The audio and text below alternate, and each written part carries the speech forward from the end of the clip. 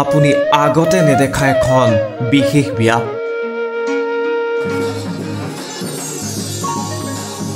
চৰ্চাত চিপাজাৰৰ ঢলপুৰৰ এখন ব্যতিক্ৰমী বিয়া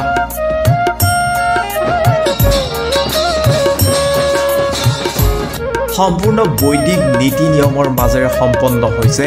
বিয়াখন দৰা এজোপা বটগছ কইনা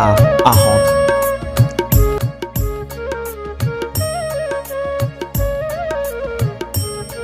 চিপাজাৰৰ ঢলপুৰত উদুলি মুদুলি পৰিৱেশ বিয়া ঘৰলৈ ওলাই আহিল গাঁৱৰ ডেকা গাভৰু জীয়ৰী বোৱাৰী চাৰিওফালে এক উখল মাখল পৰিৱেশ বেণ্ড পাৰ্টিৰ সুৰত কঁকাল ভাঙি নাচিছে গাঁৱৰ জীয়ৰী বোৱাৰীয়ে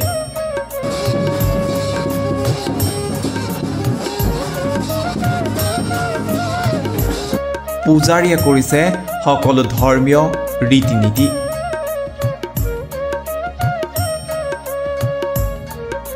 পিছে এই বিশেষ বিয়াখনত দৰা এজোপা বটগছ আৰু কইনা হ'ল আহত গছ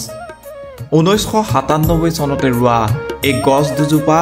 এনেকৈ বিয়া পাতি দিছে গাঁৱৰ ৰাইজে ইয়াৰ দ্বাৰা বিশ্বত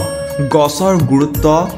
জনসমাজক বুজাই তোলাৰ চেষ্টা এই সকল গাঁওবাসীৰ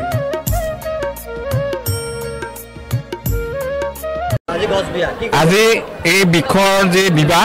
ইয়াৰ কাৰণে মই অকমান আগলৈ গৈছো যে যেতিয়া আমাৰ পৃথিৱীত জীৱৰ সৃষ্টি কৰিবলৈ ওলাইছিল তেতিয়া আমাৰ পৰম পিতাই যেতিয়া জলৰ ওপৰত আনয়ন কৰি আছিলে আৰু তেতিয়া তেওঁ ভাবিছিল যে যদি আমি জীৱৰ সৃষ্টি কৰিব লগা হয় তেনেহলে বৃক্ষ অবিহনে ইয়াত কোনো জীৱৰ সৃষ্টি সম্ভৱপৰ নহব সেয়ে তেওঁ জীৱৰ সৃষ্টি কৰাৰ আগতে এই পৃথিৱীত এই গছ বননি